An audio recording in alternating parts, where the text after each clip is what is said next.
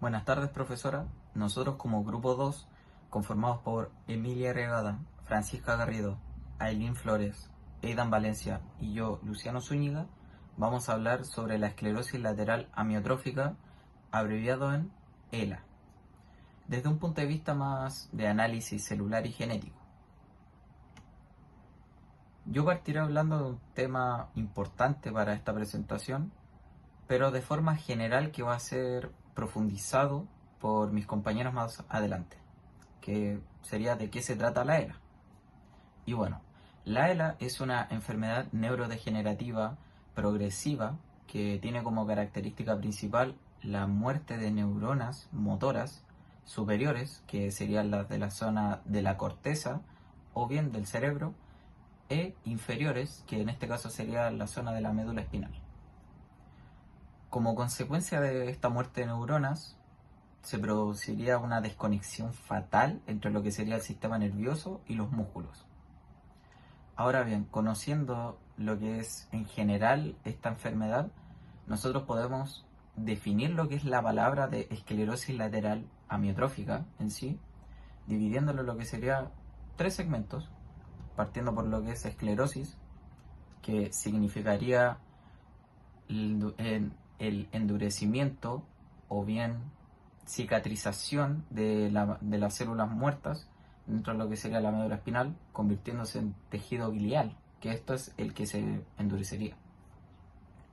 Ahora bien, la palabra lateral, que no tiene mucha ciencia esta palabra, sería la zona en la que se ubicaría el endurecimiento o cicatrización de las neuronas, que sería la zona lateral de la médula espinal. Y por último tenemos la palabra amiotrófica, que también tenemos que dividirla en tres segmentos, que dentro de un glosario clínico, la palabra A significaría sin, mio es músculo y trófica es nutrición o crecimiento de lo que sería la neurona en sí. Y si nosotros juntamos estas tres palabras y juntamos lo que es la ELA, nosotros podríamos decir de que la neurona moriría en base a que no recibiría la nutrición necesaria por las señales eléctricas producidas por el cerebro y se endurecerían o se cicatrizarían en lo que es la zona lateral de la médula espinal. Ahora bien, ¿cuáles serían las manifestaciones clínicas o los síntomas que se presentaría en un paciente con esta patología? Dentro de lo que sería el lenguaje clínico, presentaría lo que es debilidad muscular y atrofia, y también fasciculaciones, que estas serían unas contracciones musculares de forma involuntaria, rápida y visible. ¿A qué me refiero yo con visible? Bueno, serían movimientos musculares involuntarios o bien contracciones debajo de lo que sería la piel. Eso es todo.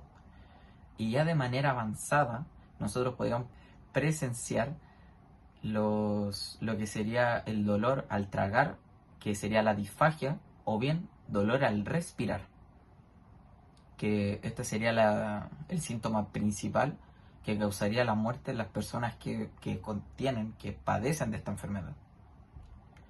Y ahora bien, el diagnóstico precoz, en base a los síntomas que acabo de mencionar en esta diapositiva, son importantes para nosotros como futuro personal de la salud, ya que así podríamos diferenciar de síntomas que se podía presentar en cualquier caso y poder realizar un plan de salud óptimo para este caso.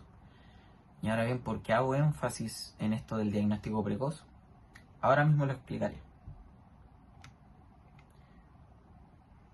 Dentro de lo que serían las causas y la realidad terapéutica, tenemos por un lado las causas, que el 90% de los casos presentados es de forma esporádica, o sea que no hay algún antecedente o alguna causa por la que se pueda presentar esta patología en sí. Y el otro 10% sería heredación familiar de generación en generación, de personas que ya padecen esta enfermedad, se la pueden dar a sus hijos y podría traspasarse. Ahora bien, dentro de la realidad terapéutica es una realidad triste, ya que no hay ninguna cura, no se ha presentado ninguna cura para poder para poder sanar esta enfermedad. Por lo que solamente quedaría realizar cuidados paliativos para poder mejorar la calidad de la vida y el fin de la vida de la persona que padece esta enfermedad. Por eso es que hacía mucho énfasis en lo que sería el diagnóstico precoz, porque así podríamos nosotros realizar los cuidados necesarios, el plan de salud óptimo para el fin de la vida de la persona. Ahora bien, ¿qué es lo que pasaría dentro de la célula para que la neurona muera? Esto es dentro de lo que sería el contexto teórico que lo va a explicar mis compañeras ahora mismo, que tendría que ver con las bases genéticas, el mal plegamiento o la acumulación de un mal plegamiento de proteínas y también lo que sería el estrés oxidativo, que sería fundamental para poder explicar esta enfermedad en sí. Bases celulares y genéticas. Alteraciones celulares en la esclerosis lateral amiotrófica. En la esclerosis lateral amiotrófica se produce la muerte progresiva de las neuronas motoras superiores e inferiores, ubicadas en la corteza motora, el tronco encefálico y la médula espinal. A nivel celular se observan varios mecanismos alterados, como por ejemplo la acumulación de proteínas mal plegadas, como TDP43, que forman agregados tóxicos dentro de la neurona, estrés oxidativo, debido al aumento de radicales libres que dañan proteínas, lípidos y ADN. Disfunción mitocondrial, lo que disminuye la producción de ATP, afectando la energía necesaria para la supervivencia neuronal. Alteraciones en el transporte axonal, impidiendo el correcto movimiento de nutrientes y señales a lo largo de la neurona. Y por último, la neuroinflamación mediada por células gliales que contribuyen al daño neuronal. Estos procesos llevan finalmente a la apoptosis, la muerte neuronal, provocando la pérdida de la conexión entre el sistema nervioso y los músculos.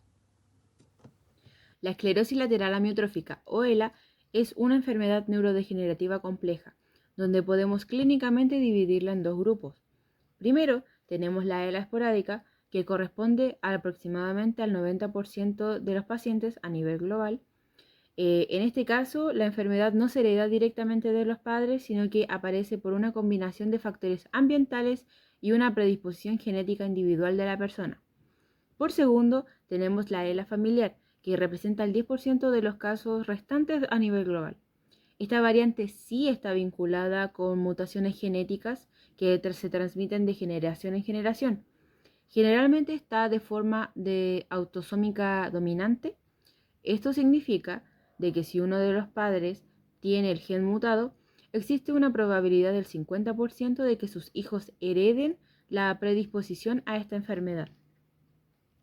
Gracias a los avances de la ciencia, se han podido identificar 4 genes importantes para esta patología.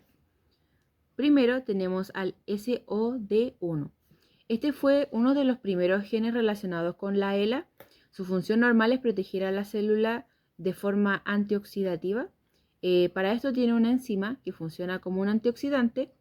Sin embargo, cuando esta enzima muta, esta proteína muta, esto resulta que la proteína se pliega de forma incorrecta y adquiere una función tóxica para la célula.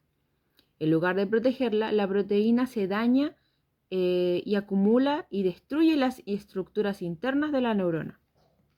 Por otro lado, tenemos al gen C9orf72, que es una de las causas genéticas más frecuentes. Este gen ocurre por una expansión de repeticiones exonucleotídicas, que es como un tipo de error de imprenta, donde esta secuencia se repite cientos de veces, y esto genera un residuo genético excesivo que bloquea el funcionamiento normal de la célula. Por tercero, tenemos al gen TARDBP, que este es un punto clave, ya que este procesa la proteína TDP43, donde esta normalmente ayuda a procesar el material genético del núcleo, pero cuando está presente la ELA, esta proteína se sale de su sitio y forma cúmulos tóxicos en el citoplasma. Lo más relevante de estos cúmulos es que aparecen en el 97% de los pacientes, incluyendo tanto casos genéticos heredados como los esporádicos. Por último, tenemos al gen FUS o FUS, que igual al anterior, esta proteína se encarga del transporte del ARN, y si este gen muta, la neurona pierde la capacidad de enviar estas instrucciones súper importantes para la célula, lo que lleva al debilitamiento de la neurona. Entonces, ¿qué significan estos errores genéticos para la neurona? Básicamente provocan 3 fallos muy importantes para la neurona. Primero, se altera la limpieza celular, por lo que la neurona se genera muchos residuos y la neurona se llena de proteínas basura. Por segundo, la estabilidad del ARN ya no es estable, entonces se corrompen los mensajes genéticos indispensables para que la neurona pueda funcionar. Y tercero, y finalmente, se genera un estrés celular extremo que lleva a la muerte de las neuronas motoras. La relación entre la enfermedad y las manifestaciones clínicas se explica principalmente por la pérdida progresiva de las neuronas motoras. Cuando estas neuronas se dañan o mueren, se produce una desconexión entre el cerebro y los músculos. Y eso es lo que da origen a los síntomas que se presentan en estos pacientes. Al inicio, lo más frecuente viene siendo una debilidad muscular localizada, que con el tiempo progresa y se puede transformar en una parálisis. También aparecen fasciculaciones, que son contracciones musculares involuntarias, y una atrofia muscular progresiva, que es producto del desuso. A medida que la enfermedad avanza, se comprometen músculos más específicos, lo que genera dificultades para hablar, que se le conoce a la disartria, y dificultades para tragar, que se le conoce a la disfagia. En etapas más avanzadas puede producirse una insuficiencia respiratoria, que es una de las principales causas de gravedad de esta enfermedad. Desde el punto de vista clínico, entender estos mecanismos celulares y genéticos permite desarrollar mejor los diagnósticos precoz y las terapias dirigidas, así apoyando el diseño de tratamientos personalizados orientados a mejorar la calidad de vida del paciente. En conclusión, es fundamental reflexionar que la esclerosis lateral amiotrófica, ELA, no se debe de entender como una parálisis progresiva, sino como el resultado crítico de una falla en la homeostasis celular de las células motoras. Según lo analizado, la acumulación de la proteína TDP43, el estrés oxidativo derivado de mutaciones en los genes como SOD1 y la disfunción mitocondrial no son eventos aislados, sino procesos estrechamente conectados que desencadenan la apoptosis neuronal. Desde una perspectiva clínica, debemos de entender que el 90% de los casos son esporádicos. Esto nos enfrenta al desafío de identificar biomarcadores tempranos para mejorar un diagnóstico que, en los casos actuales, suele ser tardío. Finalmente, aunque hoy los tratamientos son principalmente paliativos y buscan mejorar la calidad de vida, el dominio de estos conceptos biológicos nos permite transitar hacia una medicina de precisión. Nuestra responsabilidad es utilizar este conocimiento para apoyar el diseño de terapias dirigidas y tratamientos personalizados. Solo comprendiendo la raíz celular de la enfermedad, podremos, en un futuro cercano, dejar de ver a la ELA como una patología sin cura y empezar a verla como un proceso que podemos detener.